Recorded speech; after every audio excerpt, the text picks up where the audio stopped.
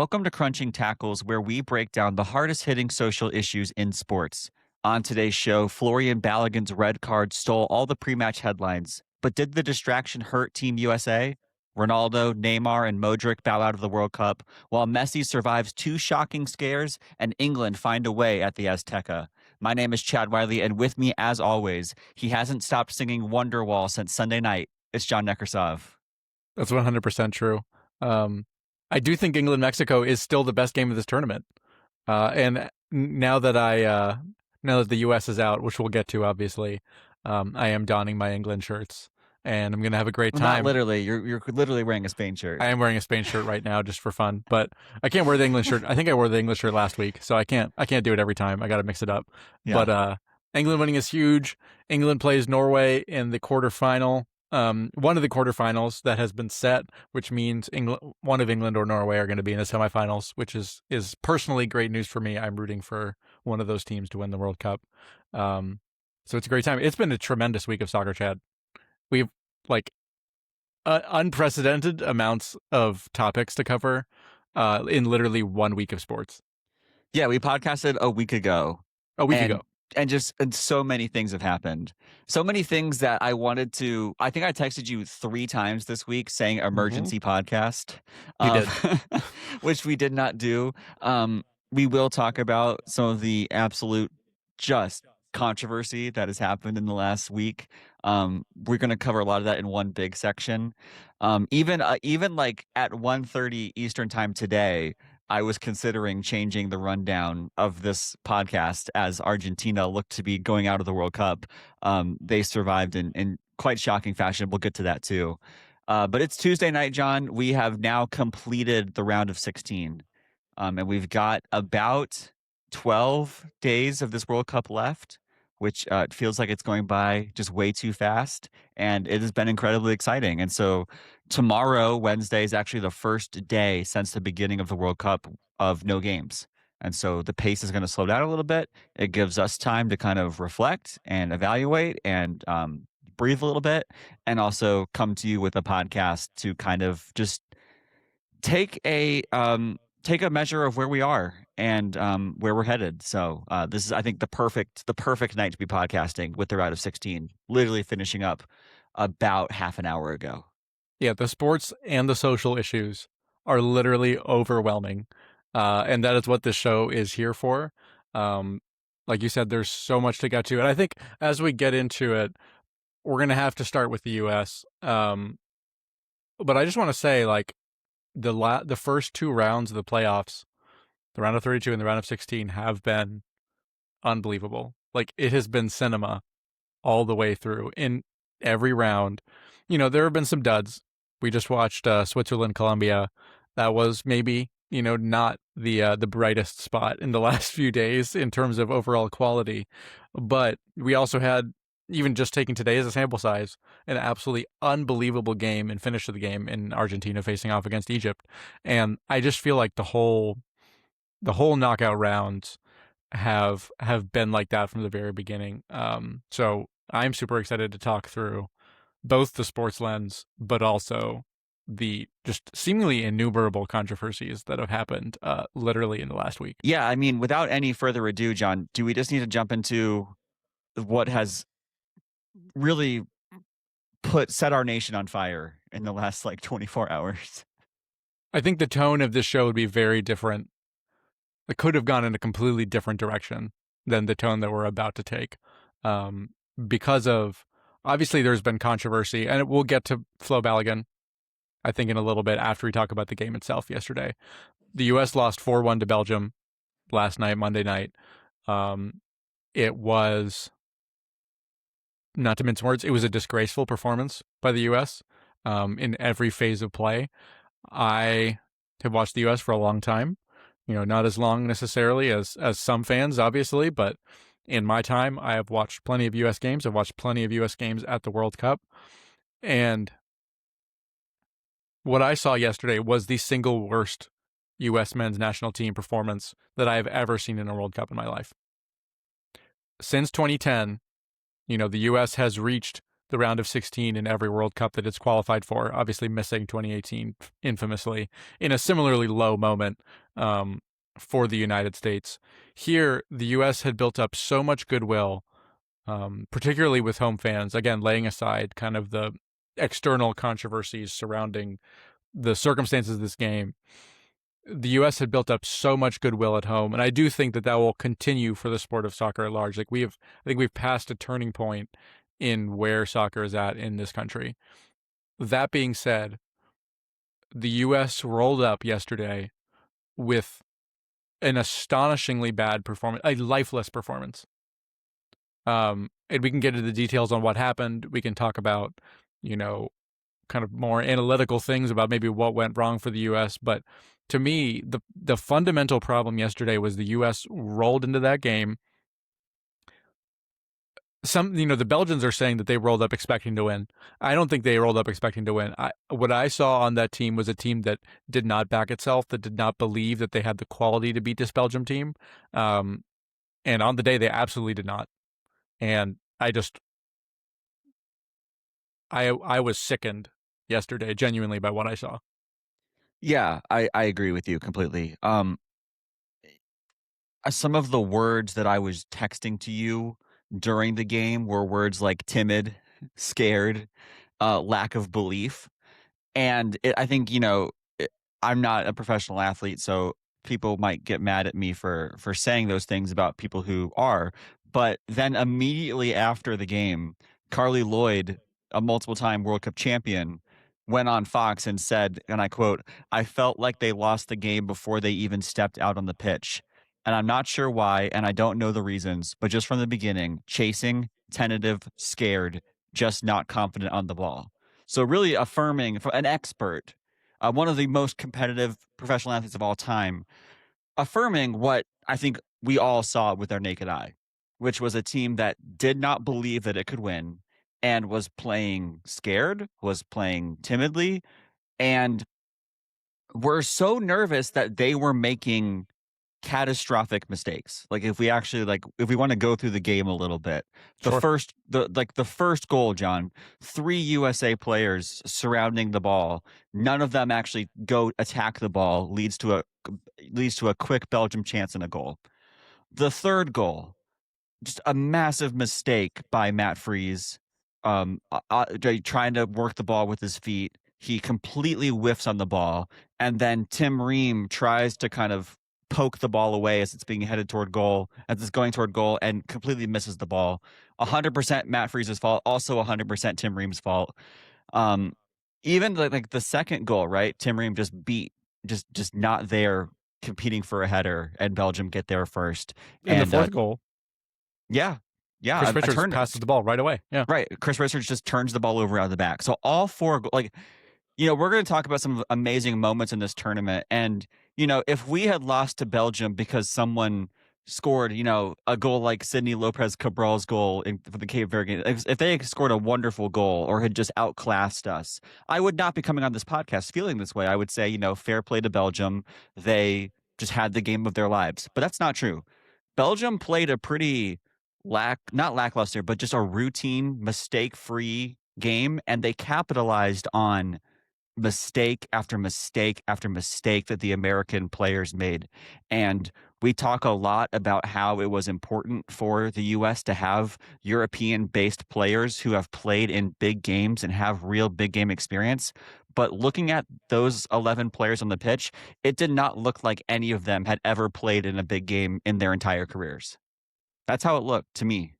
I mean, the reality is, like, how many of those guys have truly played the big games in Europe? Like, when you really look at that Pulisic has roster, played in Champions League semifinals and finals. that's true. But like, obviously, he was not the guy at the time for that Chelsea team. Pulisic has been there in big moments, and we're going to get to Pulisic in a minute. Yeah, because you're absolutely right.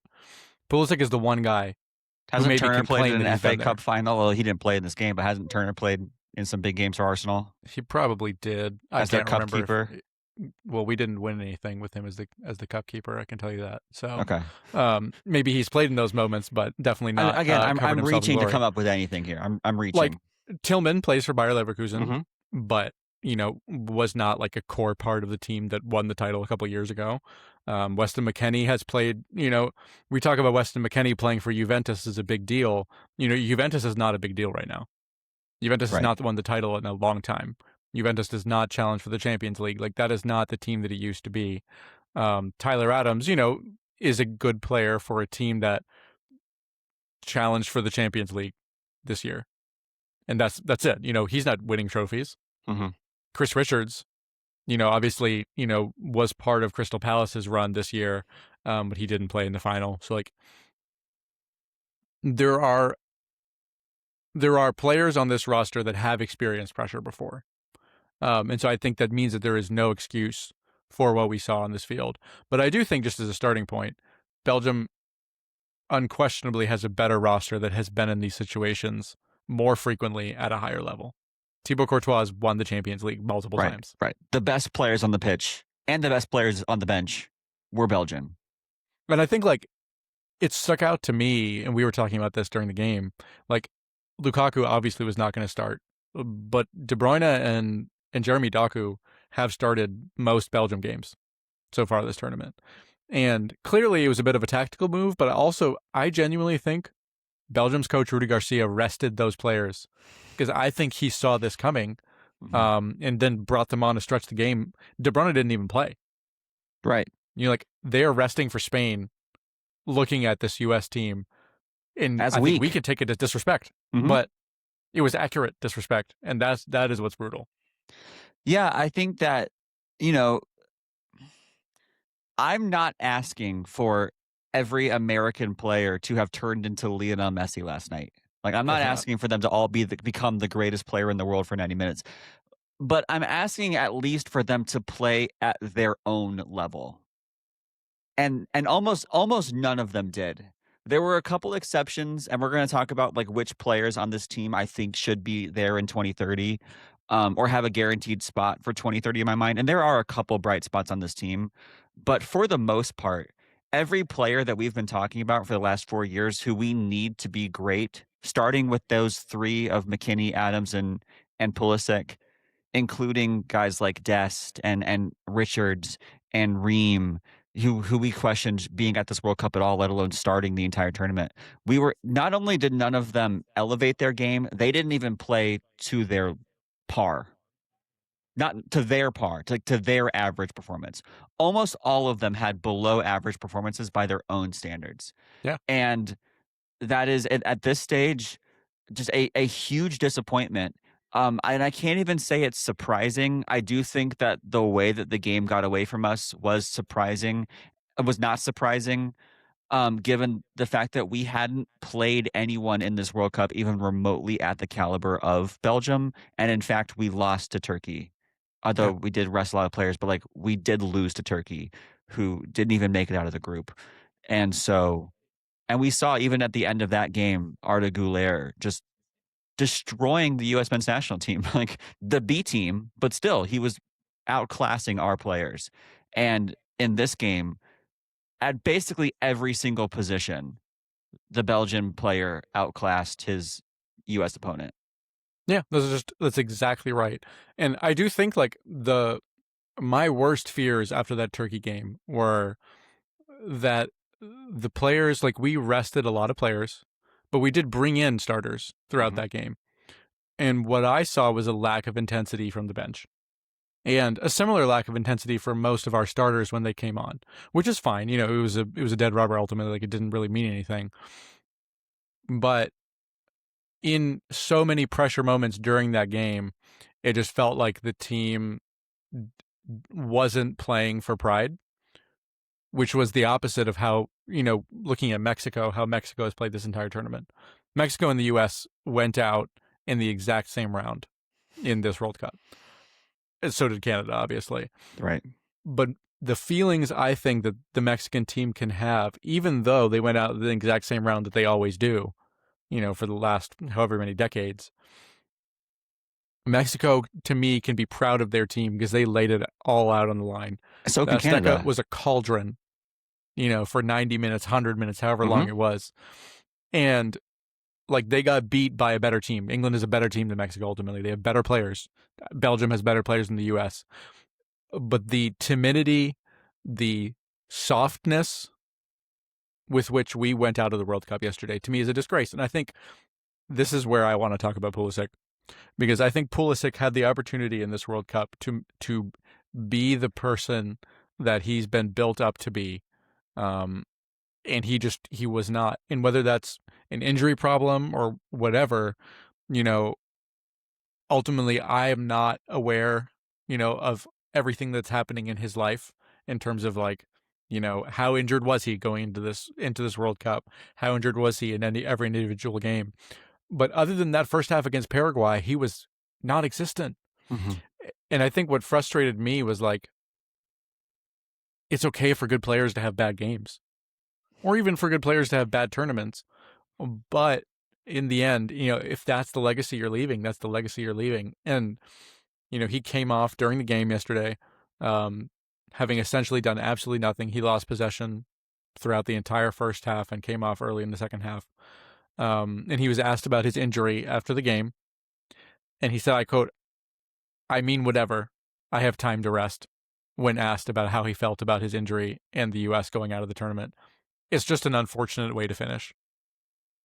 His words when asked, "What does this mean to you that you've gone out of the World Cup?" were, "I mean, whatever." And to me, that sums up the entire attitude of this team. And I honestly, I think that matches the body language that I saw on the pitch Yeah. as this game was happening. It's a disgrace. What was the response?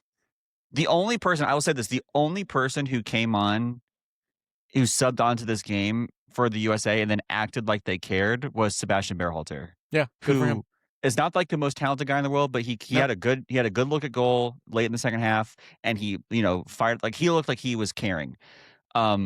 Other than that, like after the first goal down, after we equalized and then they immediately scored 2 minutes later, there was almost no just response emotionally, psychologically by the US. No interaction, no engagement with the crowd, no engagement with each other. And then after that third goal, where Freeze makes the mistake in goal, again, just very passive response by the team. And Pulisic's still on the pitch at that point, and then he goes off soon after that. You mentioned Mexico, John. I feel that everything you said about Mexico, you can also say about Canada, the other host, Yep. who went out 3-0 to Morocco in the same round, the round of 16. But Jesse Marsch, and I don't believe this is a lot of quote by him, said, "I would rather be us than them" after the game, which is not true, but is a funny thing for Jesse Marsch to say. Sure. But I understood what he meant, because in the first half, Canada was taking it to Morocco, and they left it all on the field. They played well. The score line doesn't exactly match the game tempo, because Morocco had a couple very, very late goals kind of when the game was already over, and Right. Canada were really stretched. But after that game, I think you could look at Canada and say those 11 guys gave it their absolute best against a top team. And when you look at the game yesterday, you can't say that about America. We also played a top team, and we didn't give it our best. We didn't even give it our average.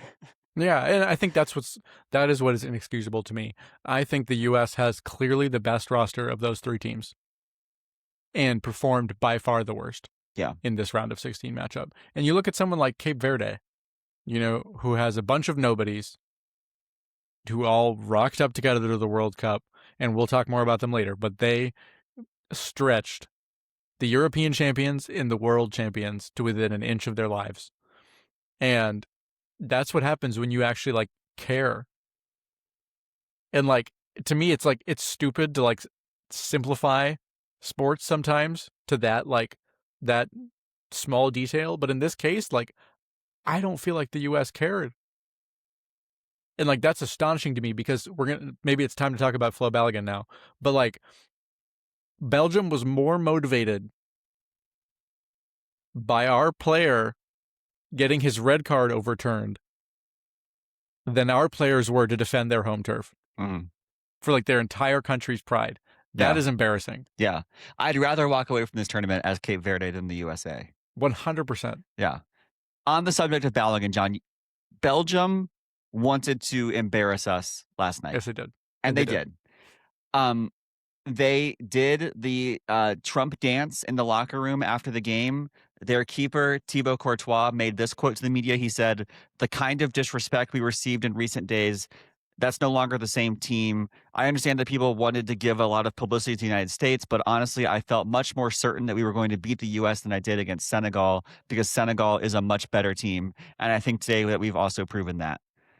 Belgium's official Twitter account tweeted after the game, overturned this after the match, which leads us to our second topic, which is Florian Balogun, which we're going to talk about. But it is just worth mentioning that while the United States was, I believe, better on the field with Balogun than without him, Yeah. Belgium did take a lot of motivation off of both the actual red card suspension that Balogun had and also the media narrative surrounding this. Yes. They felt overlooked, they felt disrespected, they felt aggrieved by FIFA, and they took that out on the US men's national team, as evidenced by when they were up 3-1. They did not bring on defenders to shore up the game. They brought on Jeremy Doku and Romelu Lukaku for the sole purpose of running up the score, Right. which they then did. Yeah, I mean, it was clear that it did mean a lot to the Belgian team. Mm-hmm. And to me, that's fine. Like, I would feel we the same can way. get to the Balogun Yeah. situation basically right now, but like to me, if you're the U.S., this tiny petty grievance that the Belgians have hyped themselves up about cannot be a bigger deal than your internal motivation as the home country, playing for like literally on the biggest stage US men's soccer has ever been on. Like Yeah. if that motivation is outshone by Belgian rage about Florian Balogun, you should lose. Like go home. Mm-hmm. Mm-hmm. And that's Which what is this comes so down to me. it's so interesting because I watched part of the US Against the World docuseries on HBO Max that came out right before the World Cup. And they kind of did talk about this World Cup as, very important for not just this team, but for the future of US soccer. Right. And the players were talking about that. So I almost wondered if the reason why the US was playing so badly was because all of this internal pressure that they had put on themselves was actually overwhelming to them and it actually Maybe. burdened them. No. It didn't look that way to me in the game. They didn't look like a team who was trying too hard, if that makes sense. But it was interesting how that narrative before the game, not even from the outside media, but within the team, was putting all of this extra pressure onto this team that the entire future of the sport of soccer in America was contingent on this team's performance. Um, I don't think that's a good mindset to be going into a soccer Mm. tournament with. I just don't. I also don't think it's accurate. Like, I think Erling Yeah. Haaland is going to do a lot more for the future of men's soccer in the U.S. Yeah. or just soccer generally. I mean, than this U.S. team ultimately, which is hilarious. Like the Yeah. Vikings and the Scots, I think have a lot to take credit for in advancing soccer culture in this country. I agree. Let's talk about Balogun though. Yeah, I think we should get into the nuts and bolts of this because this is what this show is for. Like, Yeah. Yeah. if this show is literally built to talk about this problem. Yeah. What do you think? Like, was it wrong? Well, so let's explain what happened. Okay. Florian Balogun received a red card in the match against Bosnia and Herzegovina. The U.S. won that match, played Belgium, lost Belgium. And immediately, like, as soon as Florian Balogun received the red card, it was understood that he was also going to miss the Belgium game because one of the FIFA rules is that if you receive a red card, you then are suspended for the next game. The U.S. were obviously very upset by this. Even during, like, many people during the game did not believe that it was a red card offense that he was given. It actually was not even called a foul on the field, and then VAR intervened and had the referee look at it again, and he upgraded it from a no foul to a red card. Then FIFA said that the U.S. would not be able to appeal the red card, and that Florian Balogun would again be suspended for the game against Belgium. And then after that, we started to receive various pieces of news that involved Donald Trump and the White House and the U.S. administration reaching out to FIFA to ask them to review and the wording of this kind of confusing because they wanted to suspend the red card, which does not mean that Balogun was suspended. It actually means that the punishment would be suspended and Balogun would be allowed to play. And 24 hours before the game kicked off, FIFA did announce that they had suspended the red card and that Balogun would be eligible. And for lack of a better word, this sent the soccer world into an absolute uproar. Um, can you kind of explain the different reactions to this news? Yeah, I mean, I think the biggest reaction, if you're an American listener who is maybe not familiar with the outside sports ecosystem outside the U.S., the biggest reaction was outrage over the fact that essentially something that happens for, in general, no one else. We'll get to some funny situations why I think that some of this outrage is unjustified.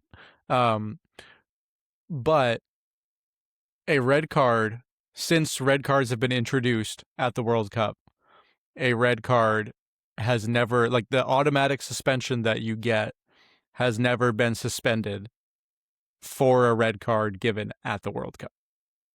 So every time someone's gotten a red card at the World Cup since red cards have been introduced, every player has had to, miss a game, essentially. Um, this is the first time that has not happened. And so Europe as a whole, in particular, was just absolutely outraged. British journalists were outraged. The Belgian FA was outraged. UEFA, the European Federation of Soccer, was also outraged at FIFA's decision. And I think where I'm at right now is like, I understand. I understand the outrage. I genuinely, really do, because if you have a rule that is the case for everyone and then not the case for one person for reasons that are not really communicated or clarified, then that is a big deal. And I get that. Um, I think that, like, the primary problem here is that in the Premier League, for example, red cards can be given out to players and you're suspended if you get a red card. However, there's an appeal system that reviews appeals if teams feel like they have justification to lawyer up and go and say, hey, VAR got this wrong, which is what happened in this instance. It was pretty universally agreed on. Balogun's foul was not a red card because, and I think we should just talk about refereeing after this and change things around, because Lionel Messi and like 5 other players throughout this World Cup had done essentially the exact same challenge, and Or VAR had worse. let, or worse, and VAR had let every single challenge go. And so Balogun, gets the special treatment from the referees and gets sent off, but no one else does. And so I don't know, like, as I start thinking about this, obviously I have an American hat on. And I'm saying, like, if you're going to treat the American player unfairly and then complain when, you know, because he got the red card, that he needs to hold on to it, even though everyone else is being refereed, at an advantage. To me, that's not correct due process, And so ultimately, like, the problem is that FIFA doesn't technically have an appeal system for these. And that's where we land. That's problem 1. Yeah. Problem 2 is that Cristiano Ronaldo got a red card for violent conduct that should have a 3-game suspension, and he should have been suspended for at least 2 games of this World Cup. FIFA, before the tournament, basically suspended that suspension, and he's on probation just like Flo Balogun is, so Cristiano Ronaldo could play at the World Cup. That red card wasn't given at the World Cup, it was in a qualifier.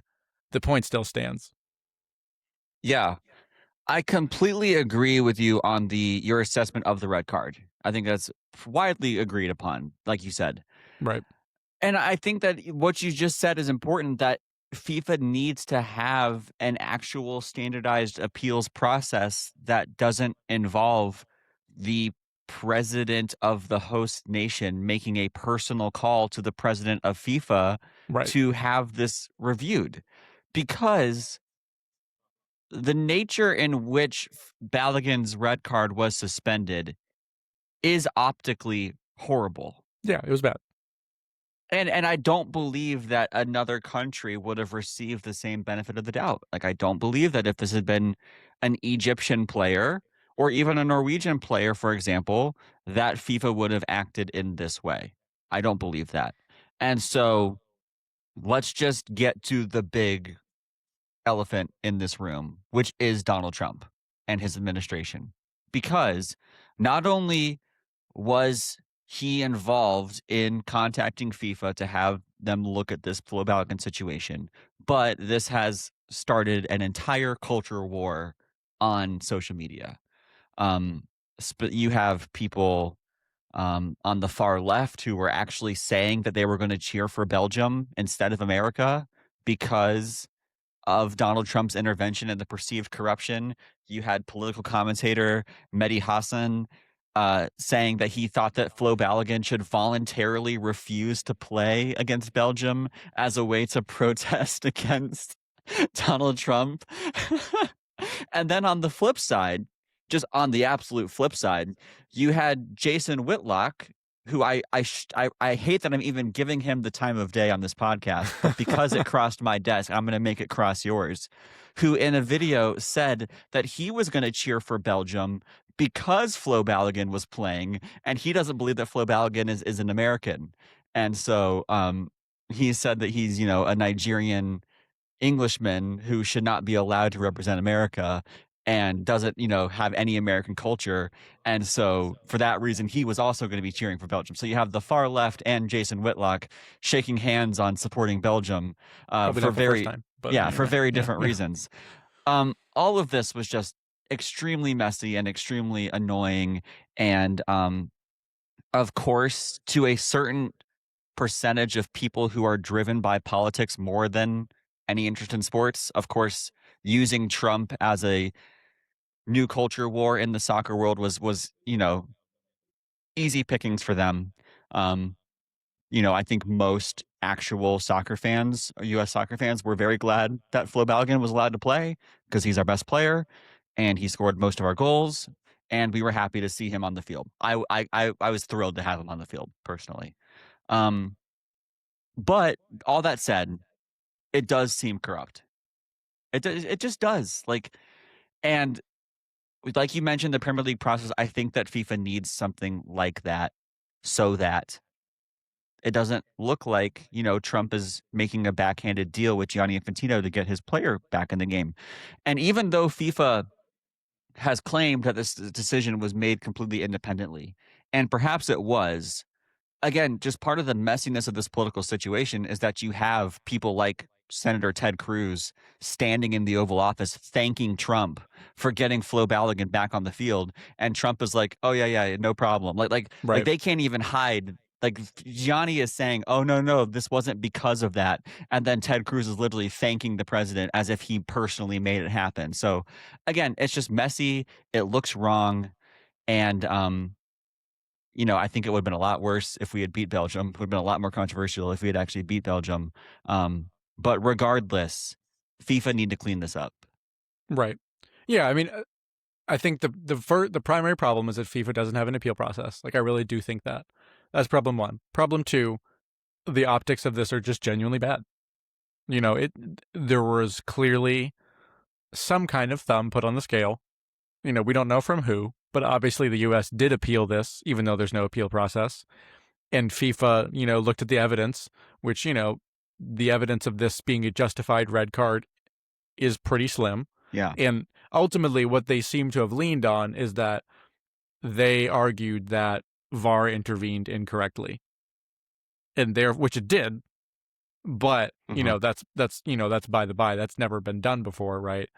And so, I think there's an inherent bad optics issue, but I also think that the people who are like, this is burning the sport of soccer to the ground, like clutching straws over this issue of all things at a time when the amount of corrupt, people are talking oh, Sepp Blatter, we wish we could have Sepp back. I'm like, Sepp Blatter was accepting bribes. Obviously, we I'm not going to say what happened here, but we know with a fact Sepp Blatter was accepting bribes from authoritarian countries to take the World Cup. And I'm like, at the bare minimum, you are alleging that the current FIFA administration is doing the same thing. Like, how can that be better? But John, Sepp Blatter went on to Twitter I'm after aware. this decision and said that red cards are not overturned by political phone calls, and football must never become a playground for political power. So Yeah, like, spare surely, me. wouldn't an upstanding man like Sepp Blatter have a good point here? Spare me. I genuinely, like, I have no time for that. And that's like what annoys me here is it is like there is a 100% a double standard applied. Obviously Europe doesn't like Trump, that's just, it is what it is. Jude Bellingham, did an obscene gesture in Euro 2024. He was fined and got a suspended one-match ban that he was allowed to serve after the Euros because they didn't want to ban him. He didn't get a red card. So obviously this is, again, a different situation. But, like, this is not the first time that a home nation has gotten in trouble for something and then been like, oh, we'll deal with it later. And again, the Ronaldo situation to me is just like the pedantry of saying that the red card didn't happen at the World Cup and therefore this has never happened before when FIFA just did it like this Yeah. year with Yeah. Cristiano Ronaldo Right. is ridiculous. And I'm like, Yeah, you should be just as mad as at the Portugal Federation. I don't believe that this is a crisis for the integrity of world football. Yeah, it's just ridiculous. I just don't. I think there are much more significant integrity issues for world football that we are about to talk about than this. However, I do believe that FIFA need to reassess this process. Yes. Because I understand, like we saw on the field how much this upset the Belgian Federation and the Belgium team. Other teams are making a laughing stock out of this. Like, I saw someone asked Thomas Tuchel if Harry Kane should call Donald Trump to get an England red card suspended. It's like, this has become a bit of a mockery. And I think that making a simple appeals process for this is a pretty simple fix that they should look at. I'm not too flustered about it because ultimately it wasn't a red card. Flo Balogun played, and it was decided I believe fairly on the pitch in Right. the favor of Belgium. However, it was almost impossible that we would go an entire World Cup without Donald Trump inserting himself into the narrative. I did not think at the beginning that it would be him stepping in to protect birthright citizen Flo Balogun, but here we are. And it happened, and now it's over. Yeah, it is over. And again, this is like an absolute controversy in the Premier League because you can appeal red cards. Right. So, like, Thomas Tuchel making the red card joke, like, this is literally easily resolved next World Cup by just having an appeals process. Yeah, very simple. I don't think ultimately that, like, FIFA did not do this the right way. Yeah. I think that's a fair conclusion that we have come to, even though I think we wanted Balogun to play. And that being said, this is not the end of the world. Yeah. You mentioned that you wanted to change up the rundown a little bit. Do we want to stay on the refereeing? I mean, I think we need to talk about VAR. I think this is the place to talk about it. Because refereeing to me has been an outrage this tournament. I have been given a mandate in my house from my wife to speak on the subject of Portugal and Croatia in this segment. We don't need to start there, but like I actually have like not a written statement from Megan, but she has some thoughts that she would like to express through me. Excellent. So this is going to be an important segment. I mean, it's been a scandal. Yeah.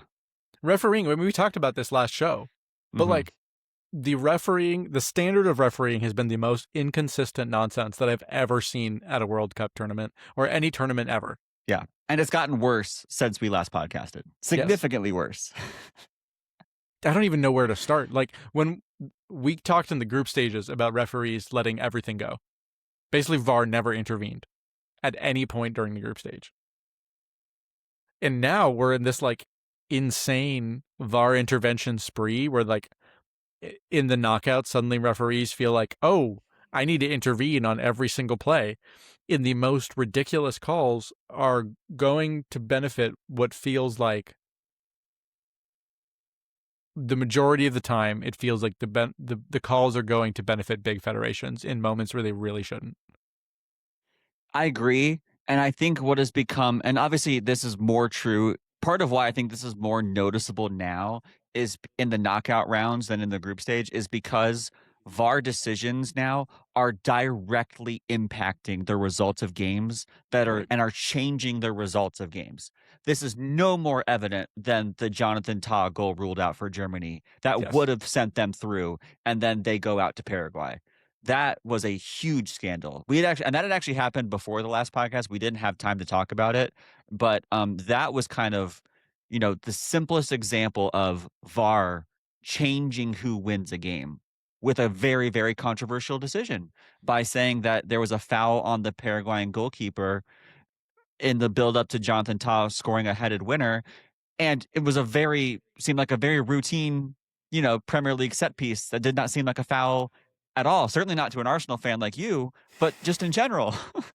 I mean, I think Paraguay is an excellent litmus test of how terrible the refereeing has been at this Mm. tournament, because Paraguay went into this tournament with a mission to foul as many times as possible and slap people and elbow people off the ball while diving every time that a finger is laid on them.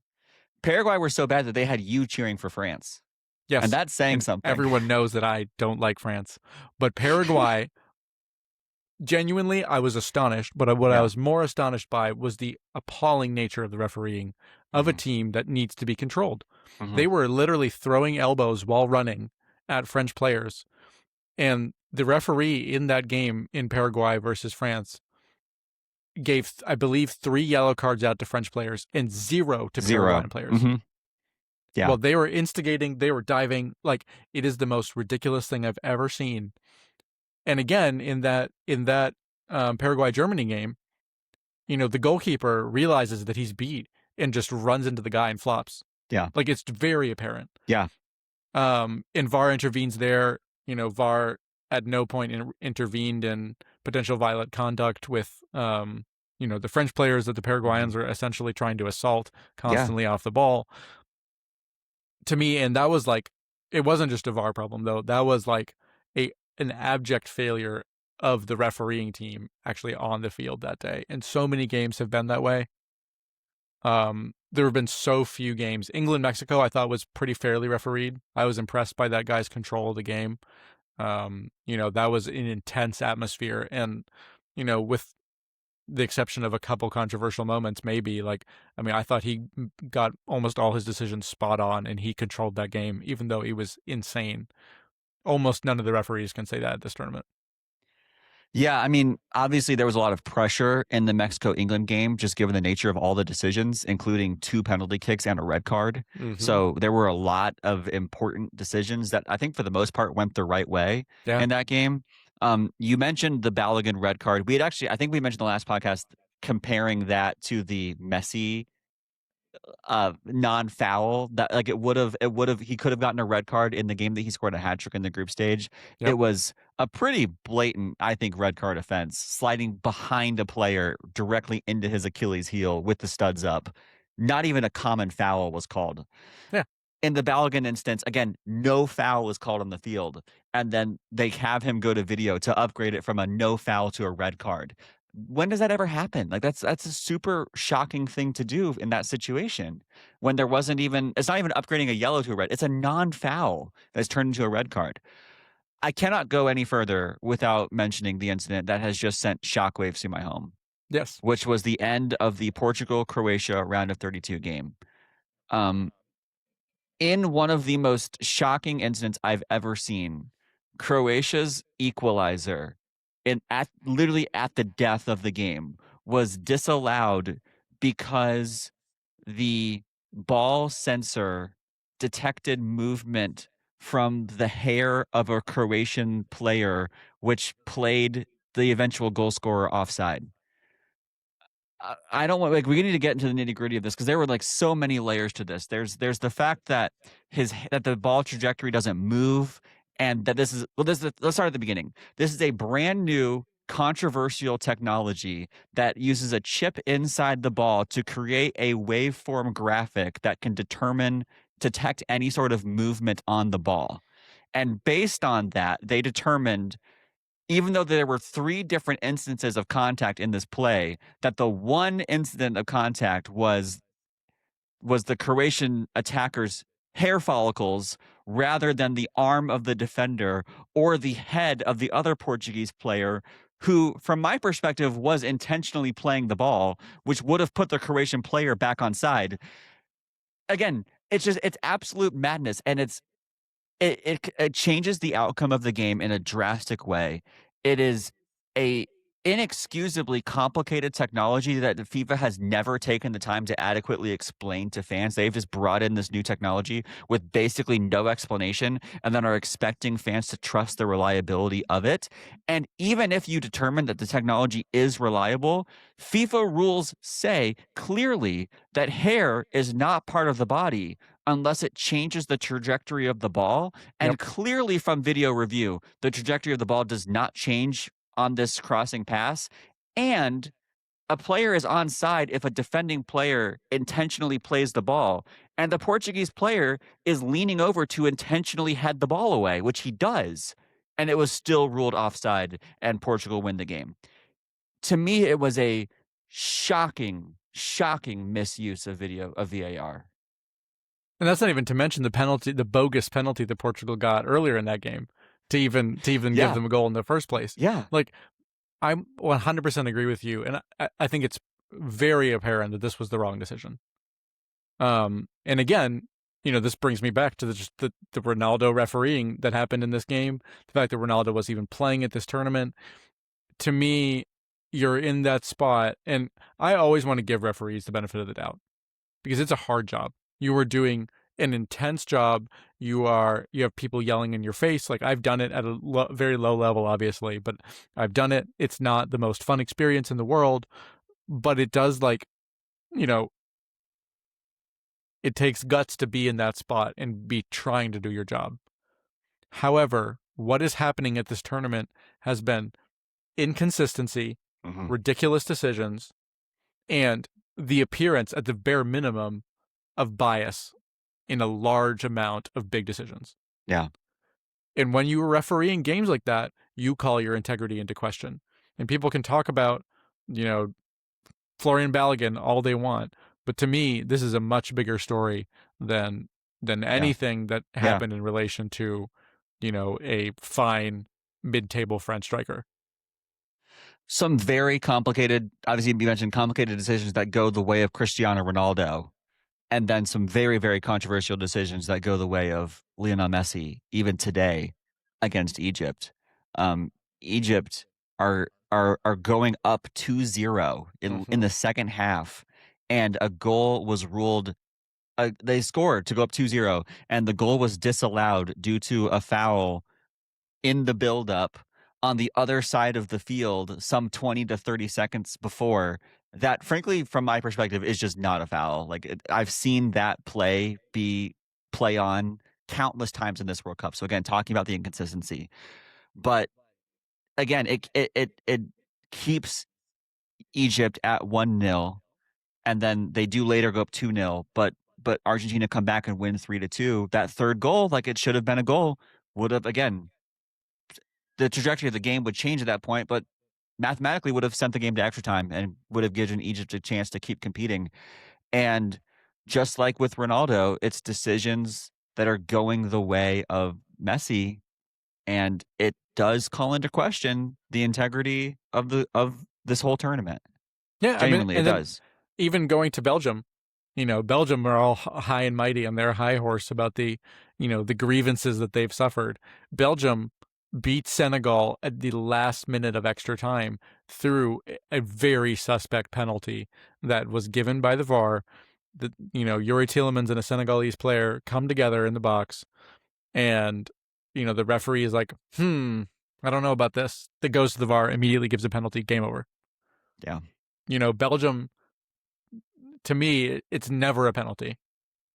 And if you're putting yourself in that spot, having made the decision to not give a penalty, and then VAR's intervening, it's clearly not a clear and obvious error.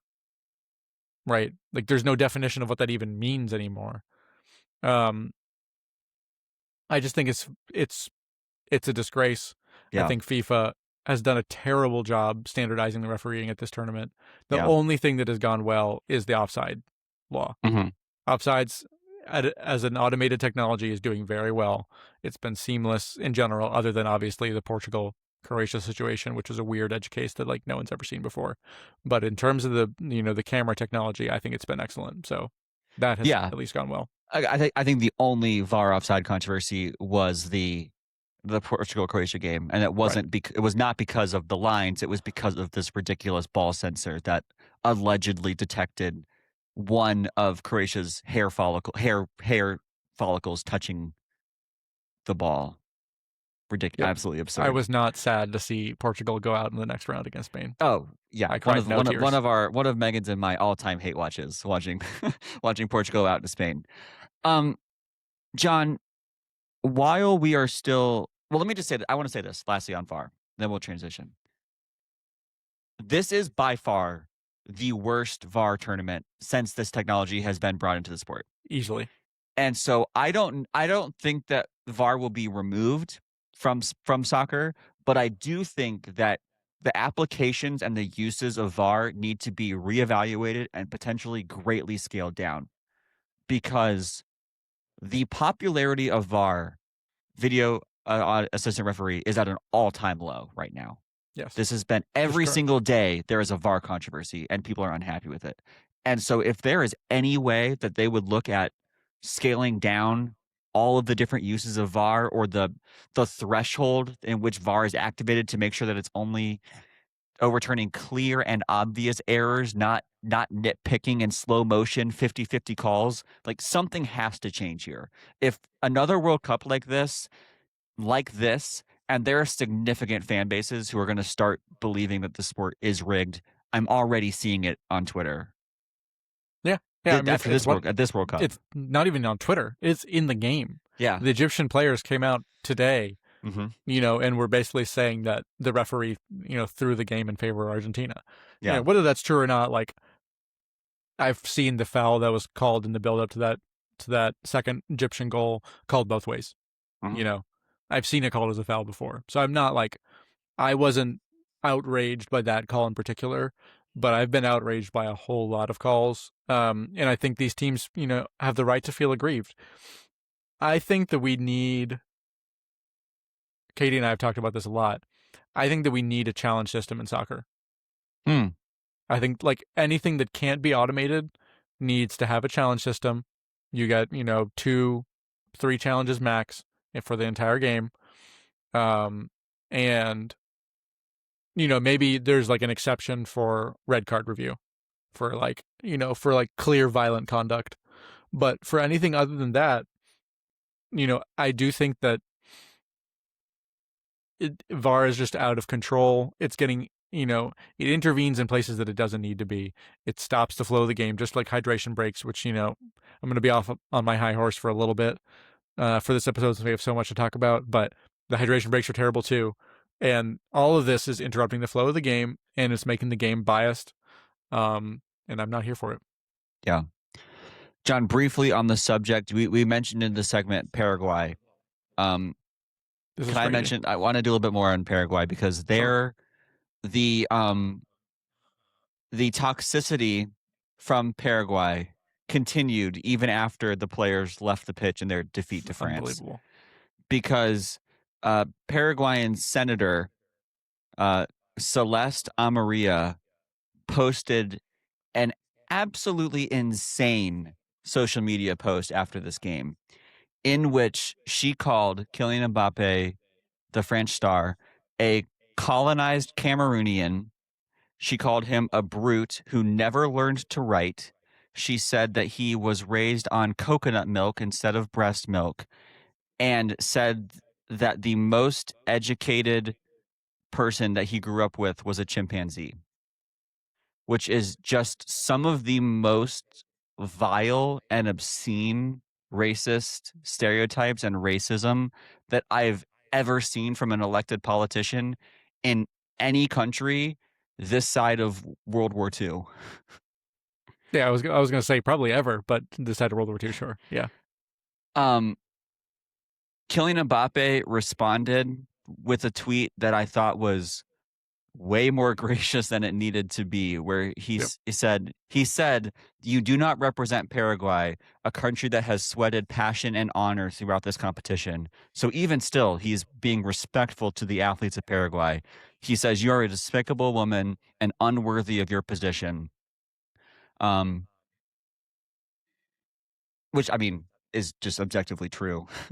And then Celeste Amaria responds to that, saying, refusing to apologize, saying that she was just, saying her truth in the heat of the moment.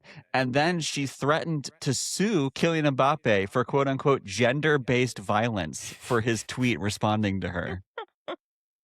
Which is rich. Genuinely, like when I saw Amaria's tweet, I thought that it was like a bot. I did not believe that this was an act. I was like trying to verify this woman's account because I did not think that she was a real person. I certainly did not believe that she was a sitting senator for the country of Paraguay. And when it was confirmed that she actually was, it would be despicable either way, but it is legitimately below the office that she holds. Like it is, as far as I don't know what the rules of Paraguay is, it's an impeachable offense. Yeah, it's insane. It's one of the worst things I've ever seen in my life. Mbappe covering himself in glory here, which is not something I say very often, but Yeah.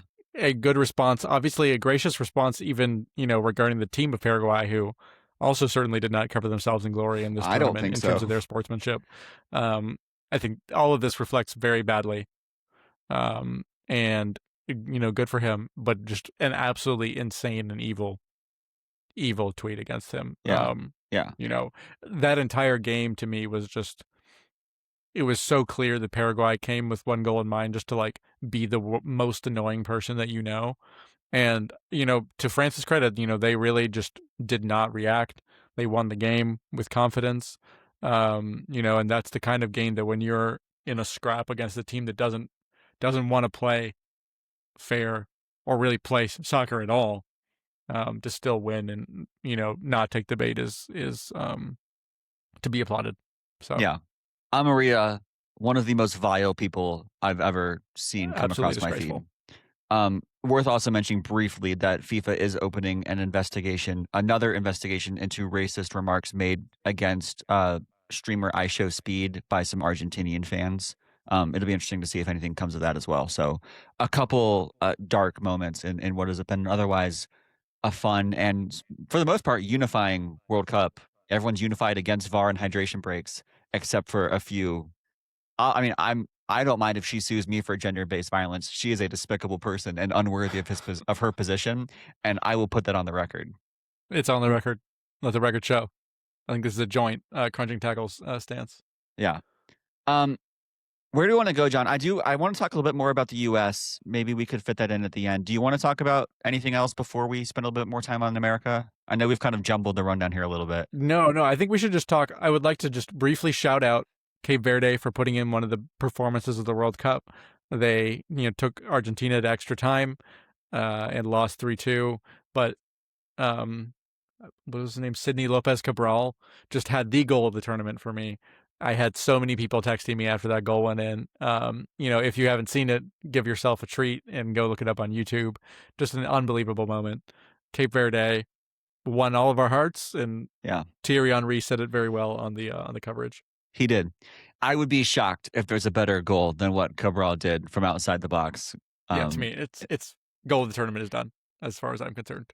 Argentina have been on the ropes in back-to-back games. They were on the ropes against Cape Verde, which is crazy, and then on the ropes again against Egypt. But for Cape Verde, for a nation of their size, with the players that they had to have done that, I think that they are, in a loss, one of the absolute winners of this World Cup. And that's what Thierry Henry said. That's what everyone has said. And it is a cliche, but it is true. And 40-year-old goalkeeping legend Vosinha just might be making his way to the MLS for maybe a one-year cameo, which would be just delightful. Who is, I would like to say now has more Instagram followers than Tom Brady, which is just a remarkable accomplishment. I would like to talk about two very popular people. I think we should finish with the U.S. Mm-hmm. I'd like to talk about two very popular people who have reached the end of their World Cup careers. And that is, of course, Portugal's Cristiano Ronaldo, who we've discussed, and Brazil's Neymar. both of Yeah. whom are surely done their World Cup careers, both of whom are perhaps the most selfish footballers I've ever seen set foot on a football pitch, and both of whom were retired by players and teams who worked as teams, were more together Mm. than them, and also more respectful than them. And that is just a joy to behold. Mikel Merino, my GOAT, Arsenal legend, retired Cristiano Ronaldo, Martin Odegaard and Erling Haaland combined to retire Neymar, who, while 2-0 down, took a penalty and then had the nerve to go yell in the Norwegian goalie's face while going out of the World Cup. And I was like, country legend, look at you. Yeah. Just an extremely disappointing World Cup for Brazil and for Portugal, who I believe are both their coaches gone at this point. Has Carlo officially been ousted from No, Brazil? I don't think he No, has. but No. Roberto Martinez is out at Portugal. I think Carlo Ancelotti may soon be following, and it's just fascinating. I think that Brazil, especially, is just a waste of a generation. And Completely. it's hard to say that because kind of like the expectation for every Brazilian generation is to win the World Cup. Like that's the pedigree they set with Pele, with Ronaldo, with R9, with Ronaldinho, and it just hasn't happened for Neymar. Um, Obviously for Ronaldo, I think it was questionable whether he should have been a meaningful part of this World Cup from the beginning. You and I have discussed that. I would just like to say on the subject of Norway, one of the like his Erling Haaland's second goal and celebration was one of my favorite moments of the World Cup as well. Not like it's not 100%. as good of a goal as some of the goals I've seen, but he's just kind of receives the ball and no one goes to him, and he's like, "Well, if nobody's gonna mark me, I guess I'll shoot." Goes like opposite low corner, scores, and then just kind of stands there as his teammates swarm him, and it is a great cinematic moment I think for him. He I told you that he was not eligible to be the breakout star of the tournament because he already is so popular, But you were but wrong.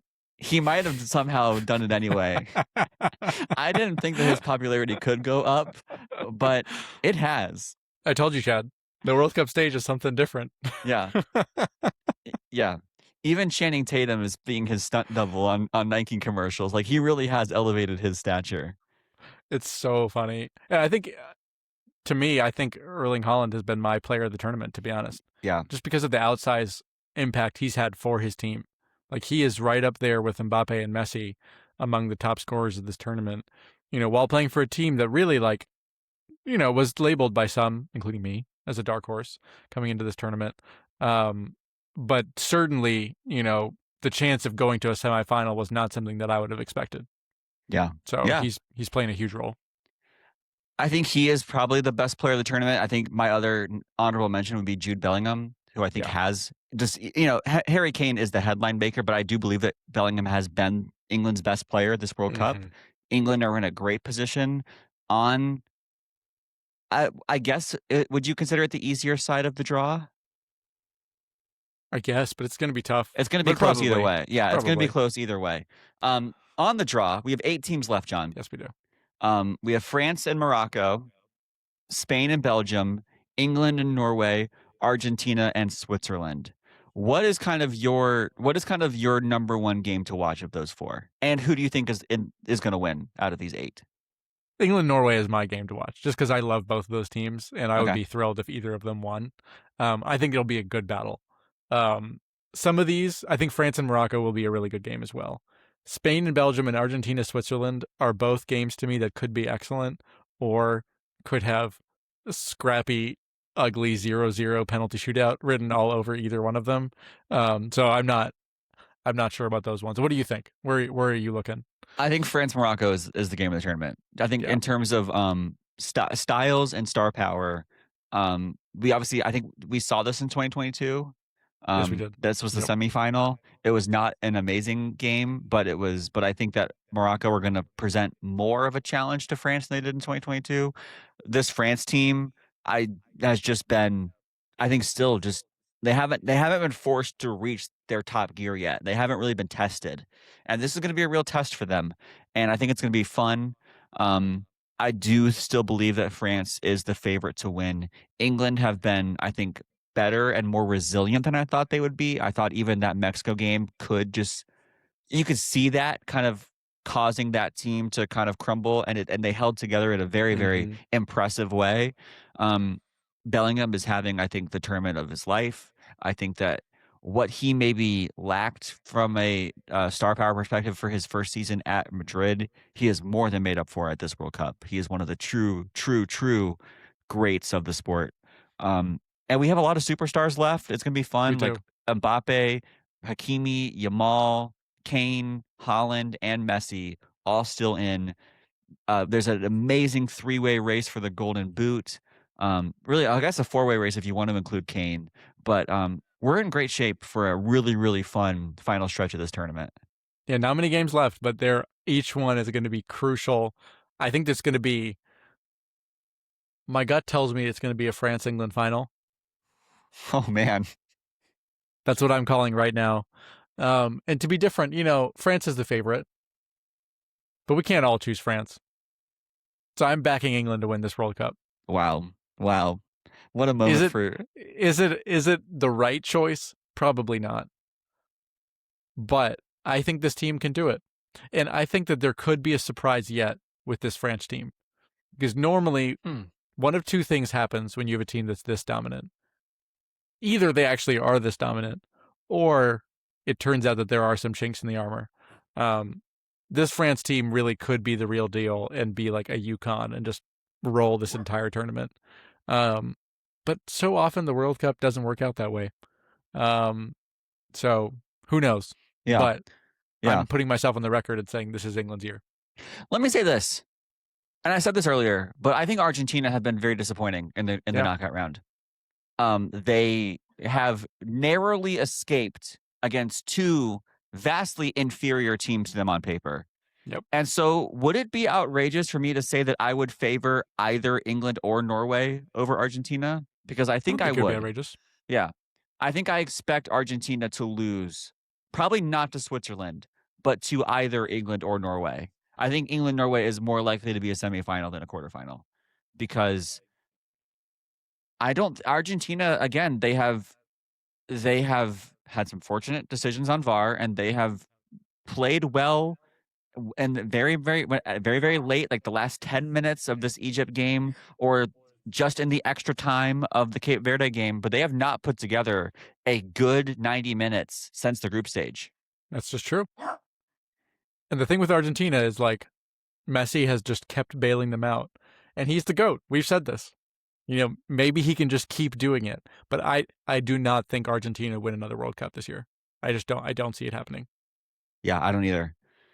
John, lastly, we've kind of come all the way back around. And I want to spend a little bit of time talking about the US because we were excited about the momentum that the United States was building as a quote unquote soccer country.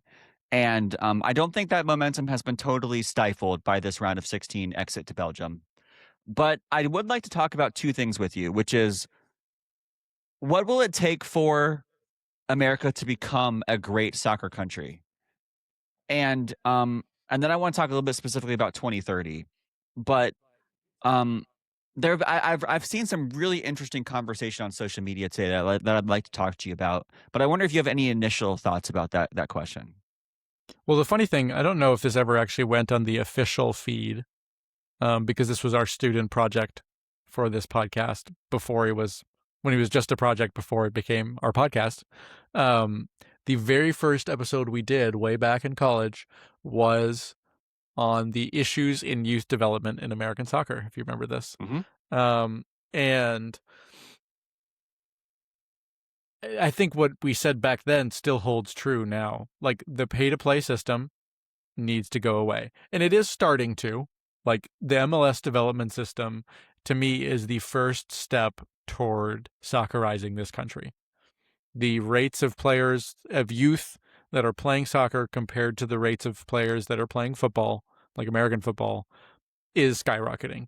Less and less kids are playing American football. More and more kids are playing soccer. The popularity of soccer, to me, is at an all-time high in the United States. That can't help but be a good thing.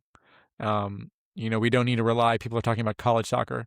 College soccer has nothing to do with the success of the U.S. men's national team in any way. The only reason it was relevant at all for the women's game was because there was no global infrastructure for the women's game. Now that the women's game Now that there's infrastructure for the women's game in Europe, Europe is dominating world soccer, and America in women's soccer is behind again. So the reality is like we really need to continue building that infrastructure. We need more investment in actually like giving these players the opportunity to play. And I also just think that like the higher profile that soccer gets, the better the players are going to be.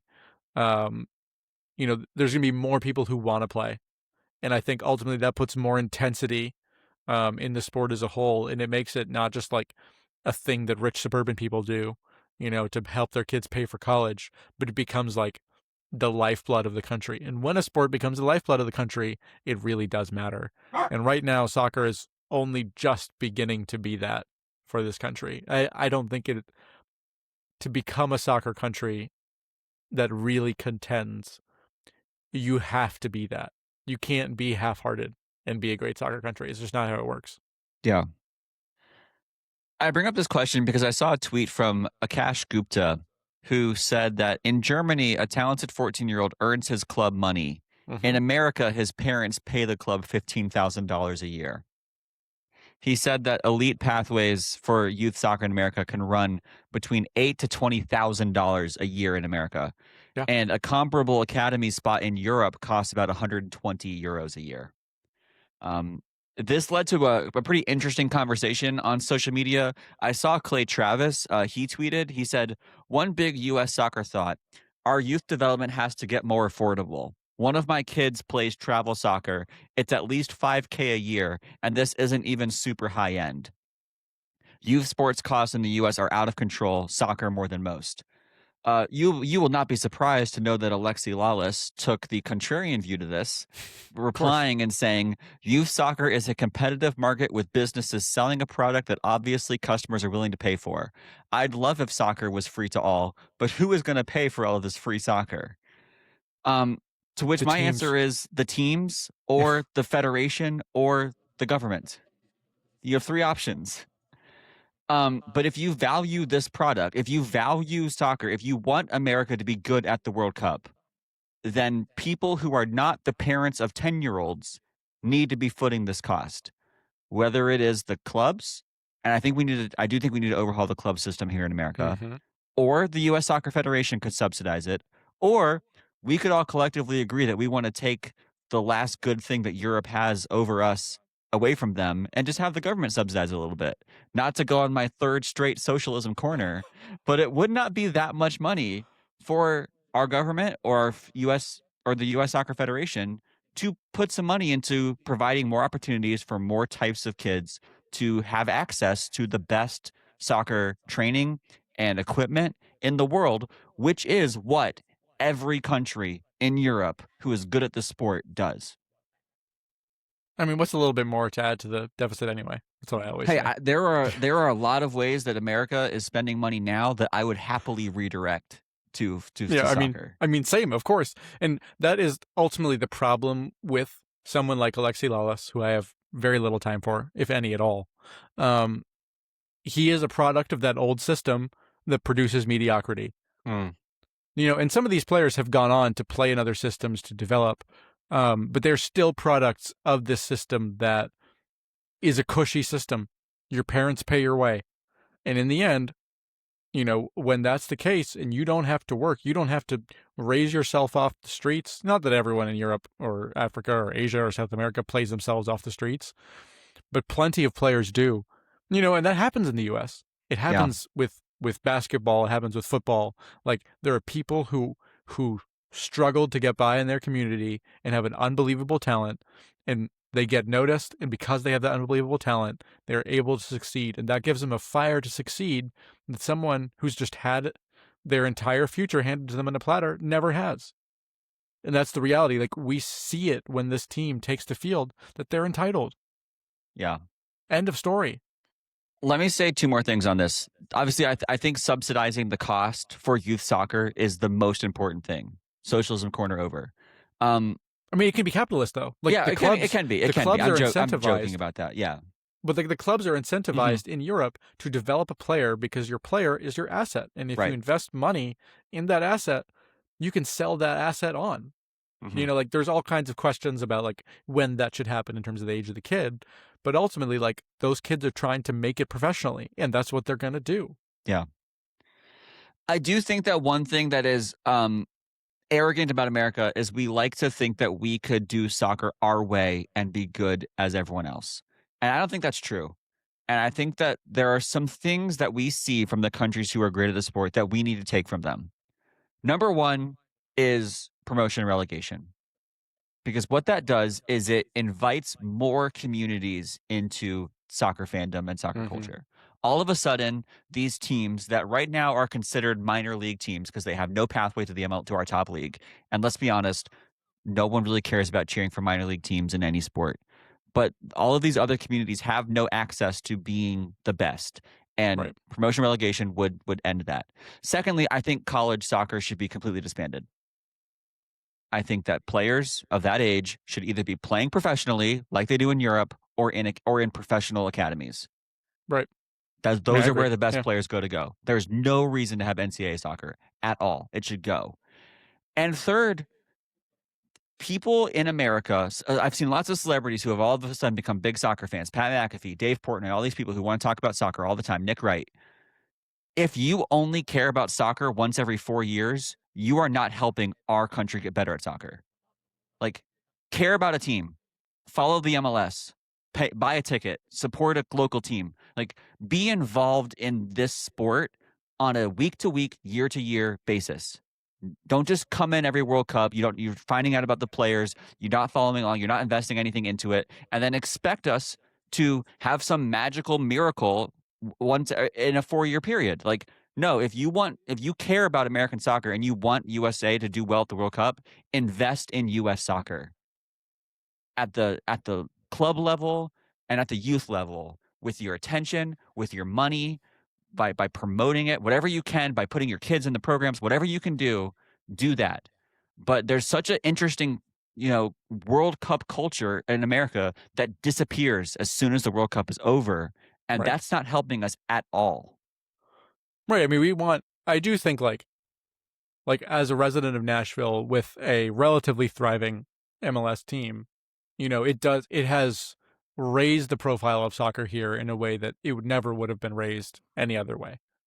Um, it is present in the local community, maybe not in the way that you know uh, a team abroad necessarily would have, but it's still an impact.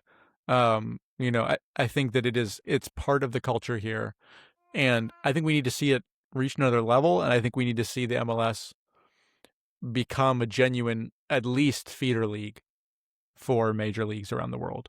If we can raise the status of the MLS to an Eredivisie in the Netherlands, like that's a big step, right? Where all Hmm. of a sudden we're being scouted.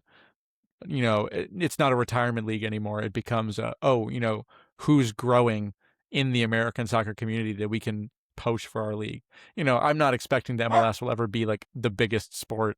Like the American League specifically will be the biggest player in world soccer. But what we need to succeed is an ecosystem of soccer in this country that's actually successful. I think you're absolutely right. And I think the part of how that happens is through interest, right? The Right. MLS will Yeah. become more lucrative and more profitable and will attract better players and will have a better academy if more people pay attention to it and support it with their dollars. And I think that, again, like you mentioned, like Nashville, like I do agree that there are thriving communities of soccer in MLS cities, but there aren't enough cities that have the chance to be I Major League agree. Soccer cities. And that's why 100%. I think relegation and promotion would be helpful.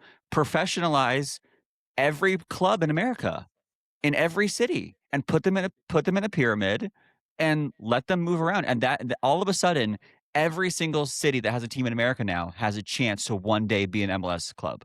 That will drive interest insanely. And all of a sudden, you know, Rob McElhenney and Ryan Reynolds won't need to be funding Wrexham because they'll be funding FC Chattanooga or Yeah. whatever, and they'll be going to the like, and then they'll become a top league team. Like that's how it happens through investment and through bringing more people in. And It takes more people caring, and it takes a willingness to be creative and to go away from this US franchise one league model that the MLS does because that's what all the other American leagues do. But that's not who we're competing against. We're not competing against the NFL. We're competing against the Premier League and La Liga and the Eredivisie.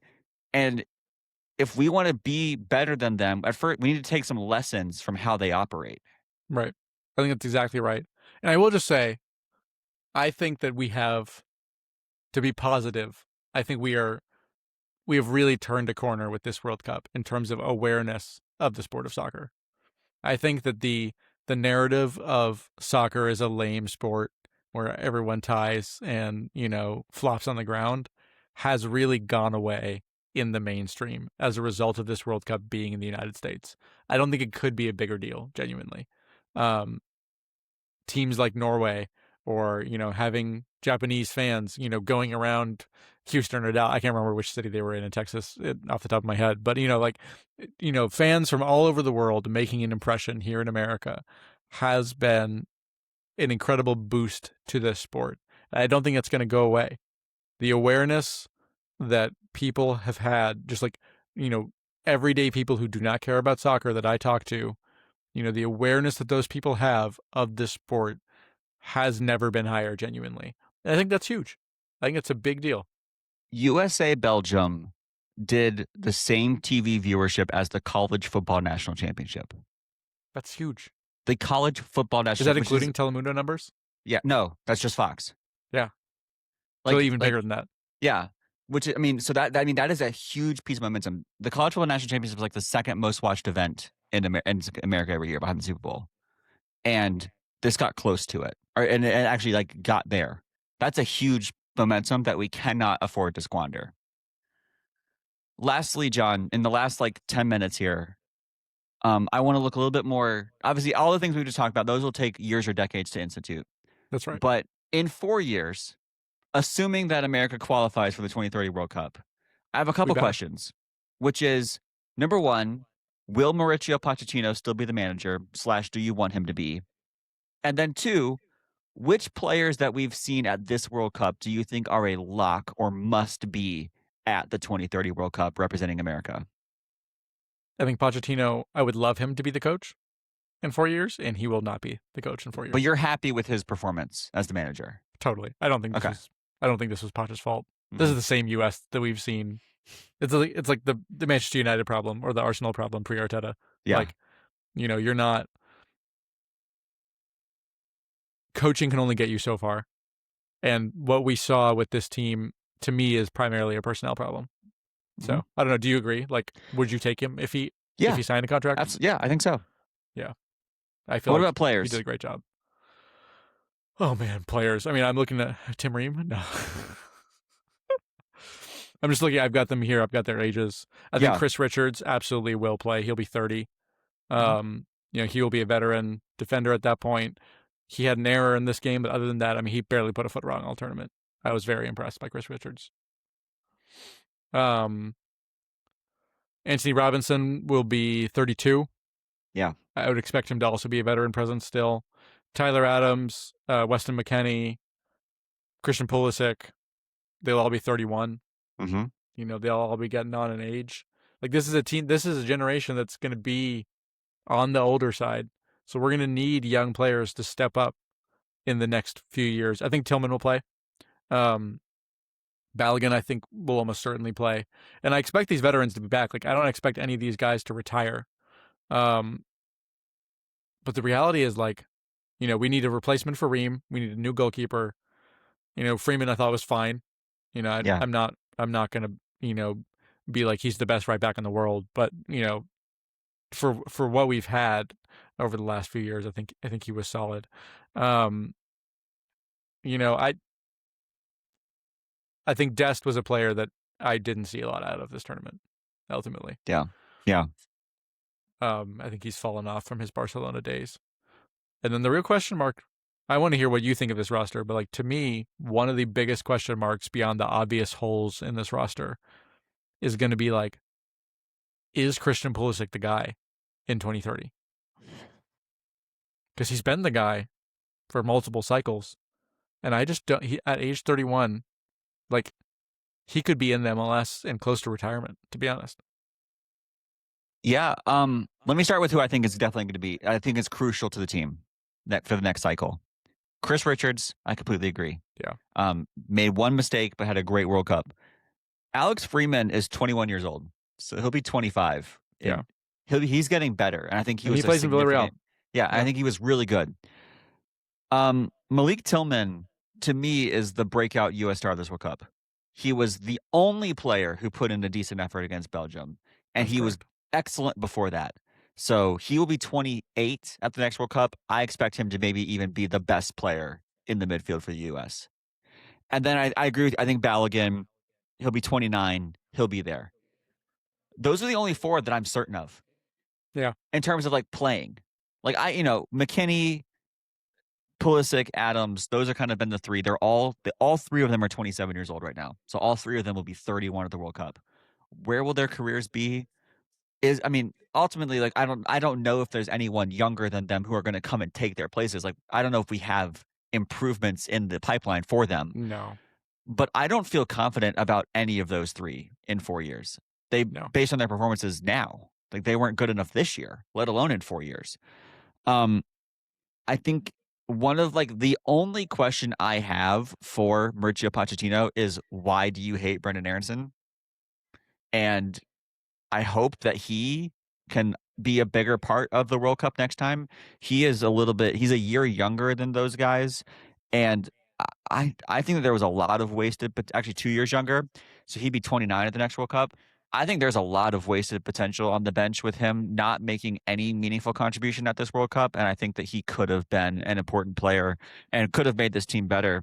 But yeah, obviously, I don't know if we have better options at these positions, but I look at Dest, McKennie, Adams, Pulisic, Robinson, certainly goalkeeper, and the other center back as positions where I could see change. Yeah. I Absolutely could. think that's just true. Um, I think I would expect Adams and McKennie to really to stay in this midfield most likely. Like that would surprise me if in 2030 we don't see both of them if they're healthy. If we don't see them in that midfield. They're the same age as Um, Pulisic, though. Maybe maybe a little bit less injury prone, but but I think they're less injury prone, and I think they are both more consistent. Mhm. I think both of them can come away from this tournament being relatively proud of most of their performances here, other than in the biggest spot, which obviously Yeah, really matters. yeah, I was not impressed by their mentality in this game, but I do think that like I see a long-term future for them at a serious European level at a degree that like I don't see Pulisic the same way. Like he hasn't scored for Milan in 2026. I'm yeah, pretty sure that's a real yeah. stat. Like he didn't score a goal at this World Cup. And when I think about who is going to be the driver of this team, I think you're right to ask like where the holes we're going to fill. But I think the question I'm asking myself is like, who is going to be the next star of this U.S. team? Because Yeah. I think Pulisic's time is over. Like it feels harsh to say, but I think it's true.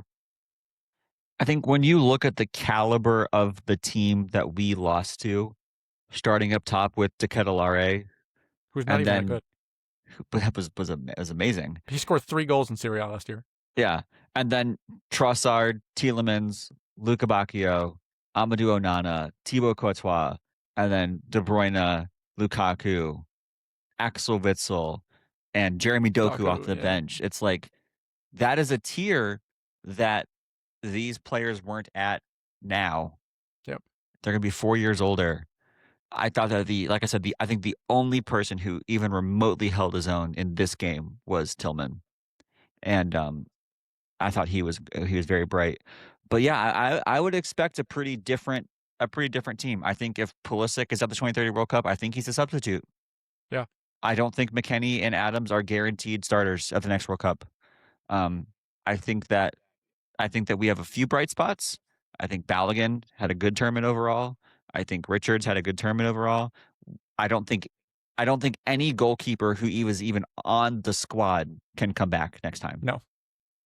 I don't know where we're gonna find a better goalkeeper, but we just have to. We just No, have to. the fact that Matt Turner and Freese were the two goalkeepers that were our options was terrible. I mean, Yeah. Tim Howard, the last time we played Belgium in the World Cup, Tim Howard set the World Cup save record, Yeah. right? The downgrade, Mhm.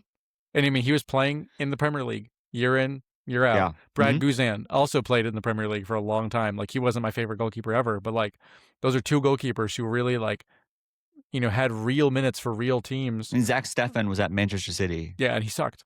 Yeah, right. And Matt Turner was Was not at good enough for Arsenal. Arsenal, and he Right. got let go too. Like, Right. that's where we're at. Yeah. So, I mean, yeah, I guess I'm cautiously optimistic for 2030. I can't say that I am. 2034, I think I start to ask, where are we Okay. at? Okay. Yeah, I mean, I guess that's right. It'll be interesting to see who our manager is and who our squad is, and whether or not this momentum will carry us over to the next one. Obviously, we won't be the host of the next one, but we hope that our USA audience. And I tweeted this immediately after the game last night. Is like, I hope that the casual American soccer fan doesn't act or think that the World Cup is over, It's because absolutely not. there are 7 more amazing competitive games to come, and this podcast isn't going anywhere either. So continue to lock in. You're going to see some of the best players in the world playing in some of the biggest games of their careers, and this podcast is still going to be here next week and then the week after, with more podcasts on this World Cup. And I can't wait, man. Obviously, it's disappointing for the USA, but I think that it's not gonna detract me from the joy of this tournament, and watching, America fall in love with Erling Haaland, and watching Messi continue to just shatter the all-time World Cup goals and assists record, and watch Kylian Mbappe chase him down. It's wonderful. Yeah. It's been an incredible tournament, and I know these last games are going to be just amazing. Genuinely, I couldn't be more excited. Yeah. Anything else for the podcast, John, before we get out of here for this week? Nope, I think we've kept the listeners for quite a long time. So Yeah. thank you Well, for much to listening to us. discuss. We appreciate you guys being here and being along with us on this ride. And if you're Yeah. new, welcome, and thanks for being here. Yeah. Please make sure to subscribe to the podcast wherever you listen or watch us. And you can also interact with us on social media, where we're posting both vertical content from the podcast, but also just random thoughts throughout the days and the weeks as we're watching the games. We're on Instagram, we're on Twitter, we're on YouTube, we're on all the places, so you can find us there. And until next time, we hope that you all continue to be well and be safe, and we'll talk to you later. All right. Cheers, guys.